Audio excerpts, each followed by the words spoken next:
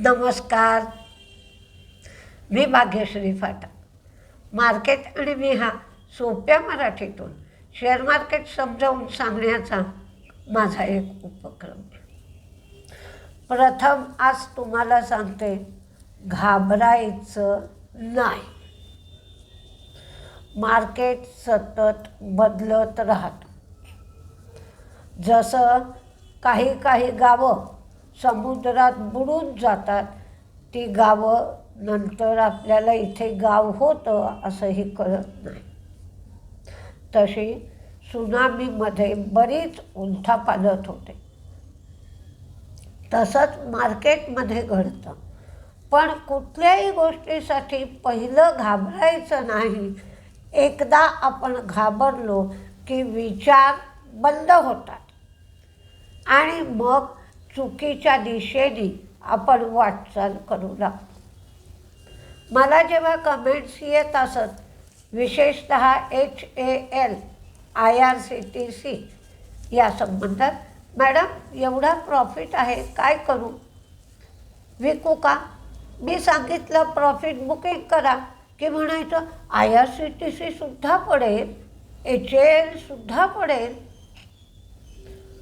पण आता हे सांगायची वेळ आली आहे की तुम्हाला हे माहिती आहे की जरा मरण यातून सुटला, कोण प्राणी जात दिसे भासते ते सारे सर्वनाशवंत. तसं शेअरचा उगम आणि शेअरचा अस्त दोन्ही गोष्टी मार्केटमध्ये होत असतात, असं घाबरून चालत नाही. पण ज्यांनी अशा मार्केटची अवस्था पाहिलेली नसते त्यांना भीती वाटू लागते. अरे बापरे, माझे सगळे पैसे बुडणार की काय आता? असं नाही, पण काही विचित्र संकट प्रत्येक व्यवसायात येतात आणि त्याला धैर्याने तोंड द्यावं लागतं. तसं आहे मार्केटमध्ये. नवीन शेअर IPOच्या माध्यमातून येत असतात. काही कंपन्या संकटाला चांगल्या प्रकारे तोंड देऊ शकत नाहीत, त्यामुळे त्या कर्ज फेडू शकत नाहीत, त्यामुळे त्यांचं नामोनिशाण नष्ट होत असतं. या सगळ्या गोष्टी मार्केटमध्ये होणार. तर त्यासाठी आपण पोर्टफोलिओही तसाच मॅनेज करायचा. 75% स्ट्रॉंग कंपन्या, क्वालिटी कंपन्या ठेवायच्या आणि उरलेल्या 25%मध्ये थोड्याशा मध्यम प्रतीच्या आणि थोड्याशा निकृष्ट दर्जाच्या, जसा आपण आपला रोजचा आहार आणि त्या आहाराचं व्यवस्थापन करतो तसं मार्केटच्या बाबतीत करायचं. आता बजेट सत्राचा दुसरा विभाग सुरू झाला आहे, त्याकडेही लक्ष ठेवायचं आहे. आणि महाराष्ट्राचं बजेटसुद्धा जाहीर झालं आहे. महाराष्ट्राच्या बजेटमध्ये शेतकऱ्यांचं 2 लाखापर्यंतचं कर्ज माफ झालं आहे. त्याचा परिणाम बँकांवर होईल. त्यामुळे जो बँक निफ्टी इतके दिवस प्रवाहाच्या विरुद्ध वाढत होता तसं आता होणार नाही. 2 दिवस झाले, गुरुवार शुक्रवार दोन्ही दिवस बँक निफ्टी पडतोय.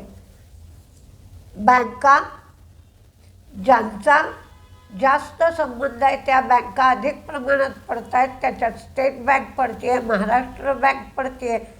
त्यामुळे state bank, Maharashtra bank, ICICI bank, Canara bank या सगळ्या बँकांचा याच्यात समावेश होईल.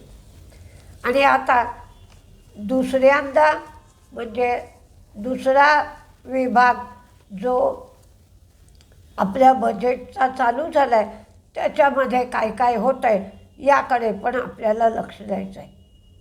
आता म्युच्युअल फंडाचा एक विभाग असा आहे की अमेरिकेत असं चाललं आहे की रिडम्पशनला लिमिट घातली आहे त्यांनी.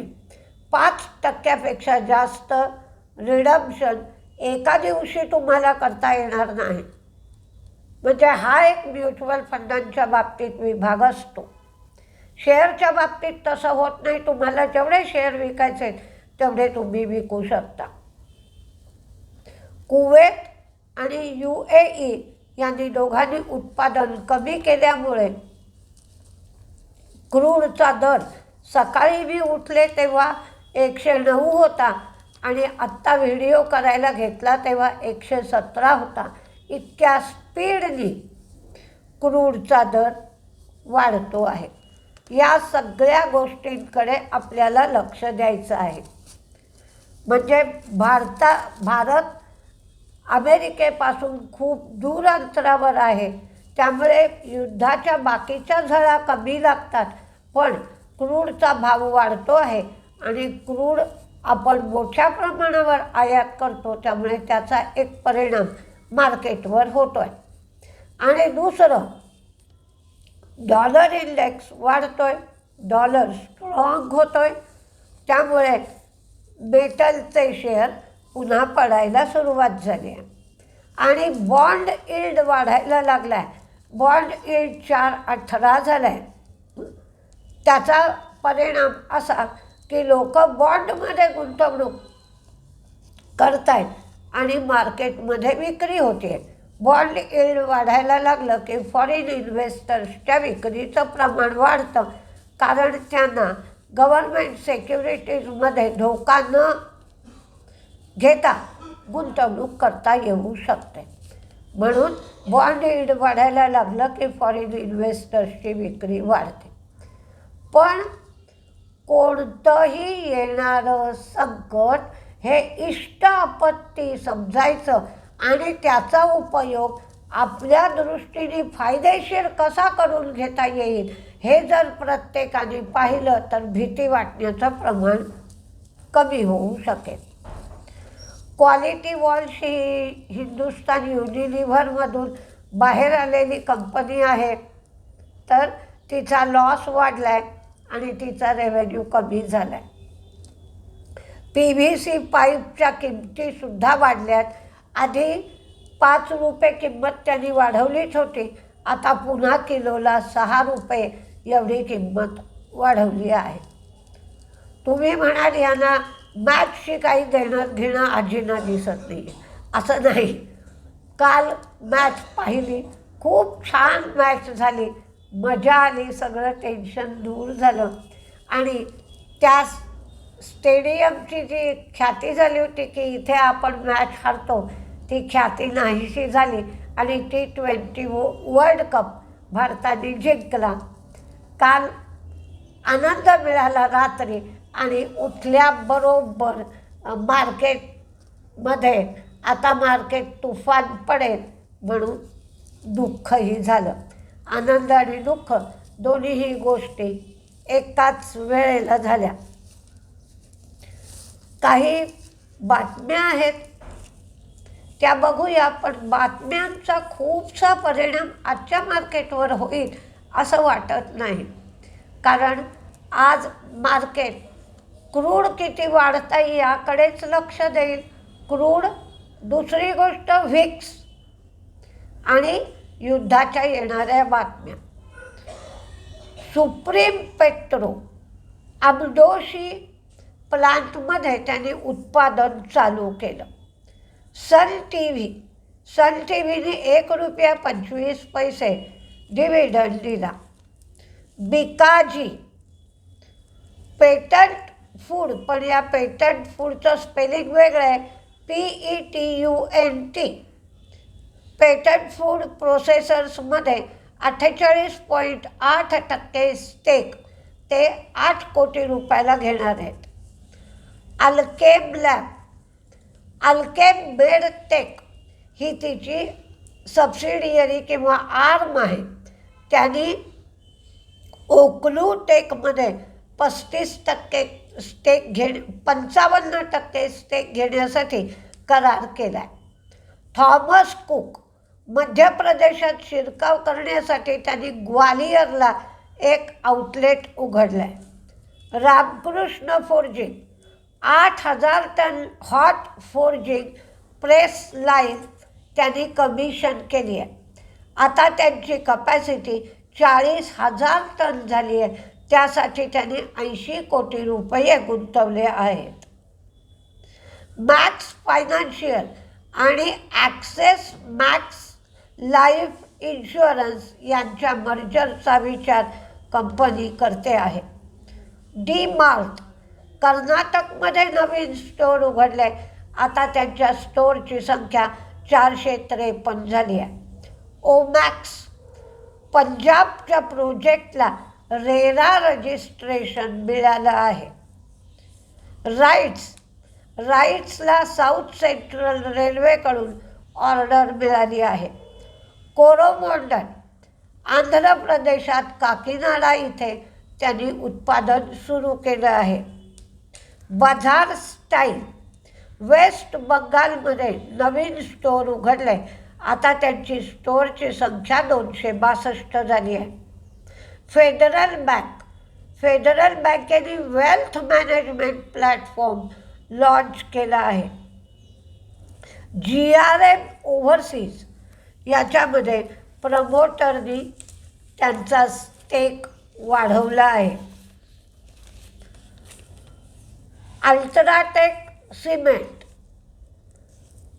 सनशुअर सोलर पार्क 38 याच्यामध्ये त्यांनी 26.2% स्टेक घेण्यासाठी आणि ऊर्जा पुरवठा करण्यासाठी करार केला आहे.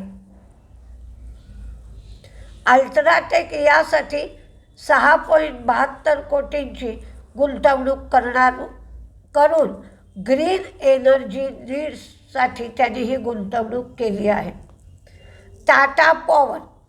टाटा पॉवरनी सेल्सफोर्सबरोबर डिजिटल ट्रान्सफॉर्मेशनसाठी करार केला आहे. येस बँकेमध्ये विनय टोनसे यांची मार्च 2026 पासून MD CEO म्हणून नेमणूक करण्यात आली आहे. डॉक्टर रेड्डीजला अमेरिकेचं डिपार्टमेंट ऑफ जस्टिस यांनी क्लिअरन्स दिला आहे.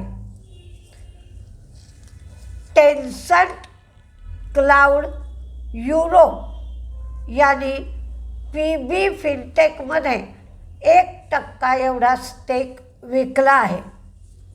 आर सिस्टीम इंटरनॅशनल यांनी ₹6 डिव्हिडंड जाहीर केला आहे. त्याची रेकॉर्ड डेट 12 मार्च ही ठेवली आहे. GNFC म्हणजेच गुजरात नर्मदा फर्टिलायझर यांनी लिंब युरियाच्या उत्पादनावर परिणाम होतोय असं सांगितलं आहे. लुपिनला अंकलेश्वरच्या जो प्लांट आहे त्याला USFDAने तपासणी केली होती. त्याच्यामध्ये 483 फॉर्म दिलाय आणि 2 त्रुटी दाखवल्या आहेत. रिट्स यांना म्हैसूर हासन मंगलोर इलेक्ट्रिफिकेशनसाठी त्यांचं एस्टिमेट रिव्हाईज केलं आहे आणि त्यांना 46 कोटीचं कन्सल्टन्सी कॉन्ट्रॅक्टही मिळालं आहे. बिशोला 1500 कोटींची आयकर डिमांड नोटीस मिळाली आहे.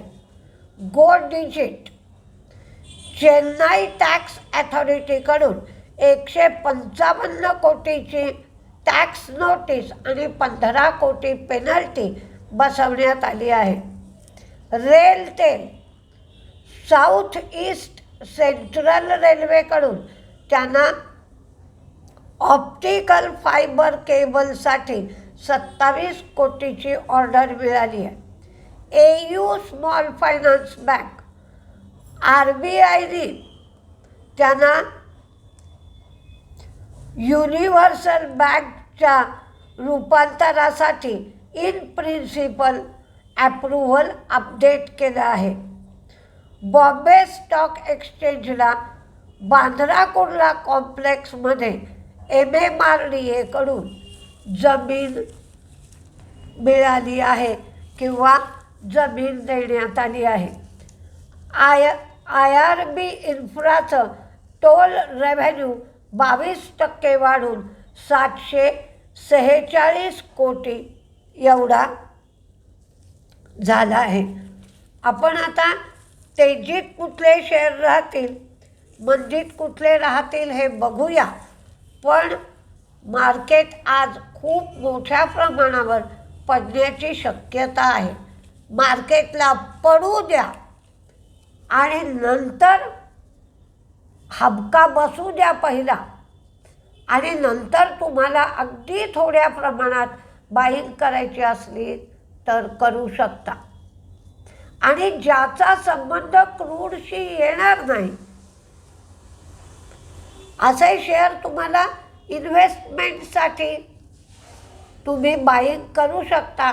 आणि ज्याचा संबंध क्रूडशी आहे अशा शेअरमध्ये विक्री किंवा खरेदी दोन्हीही शॉर्ट टर्मसाठी किंवा इंट्राडेसाठी. म्हणजे कारण क्रूडची अवस्था काही हीच राहील असं नाही. युद्ध संपलं की क्रूड कमी होईल. त्यामुळे क्रूडच्या संबंधातले शेअर अगदी शॉर्ट टर्म किंवा इंट्राडेसाठी, आणि ज्याचा क्रूडशी संबंध नाही ते शेअर मीडियम टर्म किंवा लाँग टर्मसाठी तुम्ही पाहू शकता. माझ्या मते शुगर सेक्टरकडे आता लक्ष द्यायला पाहिजे, कारण इथेनॉलचं उत्पादन जास्तीत जास्त करावं म्हणून इथेनॉलच्या किमती वाढवल्या जाण्याची शक्यता आहे. म्हणजे जी शुगर जास्तीची आहे, जी शुगर निर्यात होणार नाही, त्याचा इथेनॉल बनवण्याकडे कल असेल कंपन्यांचा, आणि इथेनॉलला चांगला रेट मिळू शकेल. आता आधी तेजीचे शेअर पाहूया. अर्थातच ONGC, oil India, HOEC, Selan exploration, Aban, पुष्कळ एक्सप्लोरेशन कंपन्या आहेत त्या तुम्ही पाहू शकता. मॅक्स इस्टेट, SML महिंद्रा म्हणजे पूर्वीची SML इसूझू, त्यांचं उत्पादन वाढलं आहे म्हणून. सोलार इंडस्ट्री, नागपूरला नवीन प्लांट उभा केला आहे. वेदांतामध्ये बाल्को आहे म्हणून ॲल्युमिनियम आहे, ॲल्युमिनियमचे दर वाढत आहेत. आणि क्रेन, CRAIN, ते क्रूड काढतात, क्रूडचं उत्पादन करतात, तर क्रूडचा भाव वाढतोय, त्यांना फायदा होईल. नंतर डिफेन्सचे शेअरमध्ये BEL आणि BDL, IRB infra, Bharti Airtel, कारण यांचा क्रूडच्या वाढीशी काही संबंध नाही. AU स्मॉल फायनान्स बँक, रेल्वेच्या शेअरचा क्रूडशी संबंध नाही. आणि शुगर शेअर तर मंदीमध्ये Godrej property, Ashok Leyland, Maharashtra bank, IndiGo, IOC, HPCL, BPCL, Pidilite, बिशो, Dabur, Ambuja, Suzlon, Canara bank, ICICI bank, Axis bank आणि मेटलचे शेअर. कारण डॉलर स्ट्रॉंग होतोय तर मेटल पडेल म्हणून मेटलचे शेअर मंदीत राहते. आणि अजिबात घाबरू मात्र नका. जाऊ दे तिकडे, मार्केट पडतंय, काही दिवस आपण मार्केट बघूयाच नको, कशाला डोक्याला कटकट करून घ्यायची, असं करू नका. कारण काही चांगले शेअर खूप स्वस्तात मिळण्याची शक्यता असते, तर तशी संधी गमावली जाते. म्हणून बारकाईने मार्केटकडे लक्ष द्या मात्र, ही माझी विनंती आहे तुम्हाला. अशी मोठी संधी नेहमी चालून येत नाही, तर मार्केटकडे लक्ष द्यावं. अगदी थोडक्या याच्यात थोडा पैसा गुंतवत राहावं. ज्या 20,000 असले तर 2,000 रुपये गुंतवले, अशा प्रमाणात तुम्ही मार्केटमध्ये, पण पोर्टफोलिओ मात्र वेगवेगळ्या सेक्टरमधल्या उत्कृष्ट शेअरमध्ये गुंतवणूक करायची. म्हणजे 10 शेअर घेतले आपण तर ते 10 वेगळ्या सेक्टरमध्ये असले तर तुम्हाला चांगला फायदा होऊ शकतो. तरी पण बघा काय होतं आहे. नमस्ते.